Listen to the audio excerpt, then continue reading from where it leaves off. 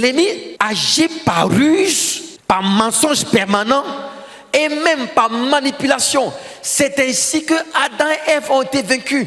Comment c'est possible qu'Adam et Ève soient vaincus? Ils sont nés sans des liens ancestraux. À l'époque d'Adam et Ève, il n'y avait pas de pécheurs. Il n'y avait pas de pécheurs. Il n'y avait rien du tout. Mais comment ils sont tombés?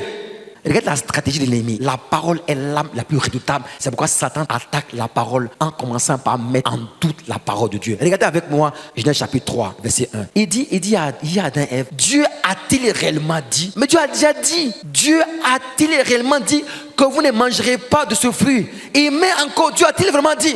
Dieu avait-il vraiment dit ou pas? Oui, Dieu avait déjà dit. Quand il ajoute, est-ce qu'il a vraiment dit? Est-ce qu'il a réellement dit? Doute. Adam répond, pas Adam qui répond, c'est Ève qui répond. Oui, Dieu a dit qu'on ne mangera pas, car le jour où nous mangerons, nous mourrons. Satan dit, vous ne mourrez pas, car Dieu même sait. Car Dieu même sait. Le jour où vous mangerez, vous serez comme des dieux.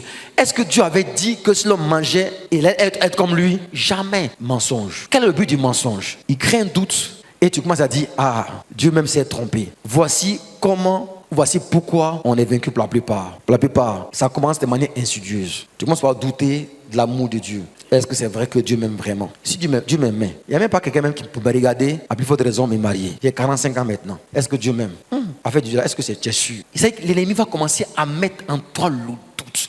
Dieu a-t-il réellement dit? Et puis les circonstances vont commencer à se confirmer pour dire que Dieu n'a pas dit. Les circonstances. En fait, la stratégie, pourquoi on parle de ruse et de malice, ce n'est pas une attaque frontale, c'est une attaque par ruse. Et les rusés, quelqu'un de rusé peut te voler tout ton argent avec ton consentement. Tu dis, mon ami, pourquoi tu as me volé? Et puis il te vole, tu es content. On appelle la ruse. Il te fait croire ce qui n'existe pas. Le but de cette stratégie de ruse est de mettre en toi le doute. Il a réussi avec le premier Adam. Maintenant, comme Jésus-Christ est le second Adam, toujours pour montrer que l'ennemi vise à déstabiliser en toi la parole, mettre en doute, tu tombes dans la peur, après la peur, tu es dans l'incrédulité, c'est fini. La même chose il a fait, cette fois avec Jésus-Christ, dans Luc chapitre 4, il dit, si tu es le fils de Dieu, ordonne à cette pierre qu'elle devienne du pain. Je ne sais pas si vous voyez ici la malice. Il dit, si tu es fils de Dieu, l'entrée dit que ordonne. En fait, si Jésus obéissait, c'est comme si Jésus doutait. Est-ce qu'on a besoin de démontrer que je suis un homme?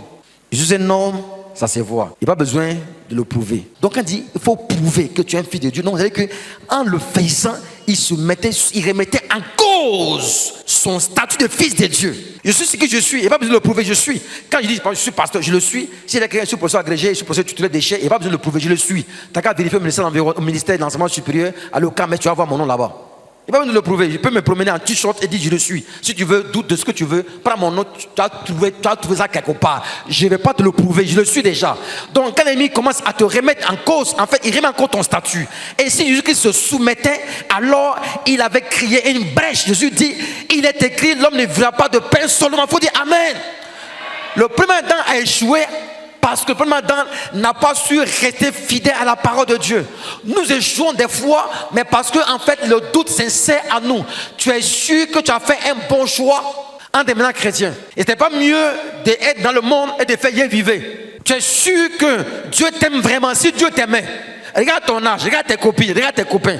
Tu es sûr que Dieu est avec toi. Tu es certain que Dieu t'aime. Mais s'il t'aime, pourquoi est-ce que tu es dans cette situation-là? Donc le doute commence à t'installer. Il attaque ta parole. Et à un moment donné, tu dis, on dirait que c'est vrai. Tu es mort. Quand tu as dit, on dirait que c'est vrai. Dans le cas d'Ève, elle a dit, Ève a regardé l'arbre, elle a dit que l'arbre était bon à manger. Ce n'est pas la première fois qu'elle voyait l'arbre. Ce n'est pas la première fois. C'est pas la première fois. Remarquez très bien quelque chose. Des fois, vous n'avez pas une attention particulière sur quelque chose tant qu'on n'attire pas ton attention dessus. Je reprends. C'est que des fois, tu pars tous les jours quelque part et puis ça ne te dit rien. Et puis quelqu'un te dit, regarde ça là, c'est bien. La première fois que tu vois la chose 10 fois, ça ne te dit rien. Mais quand on commence à dire, mais regarde la fille, elle est au top. Hein. Tout d'un coup, tes yeux s'ouvrent. Ah bon, hein, c'est vrai. Hein. Elle est au top. Hein. Parce qu'on a mis ça dans ta tête. L'ennemi cherche à faire quoi? À procéder par la ruse. Ne cède pas à la ruse. Prends l'âme de la parole pour renverser les situations impossibles. Quand il va te dire, il y a ci, il y a ça, tu dis ok. Il est te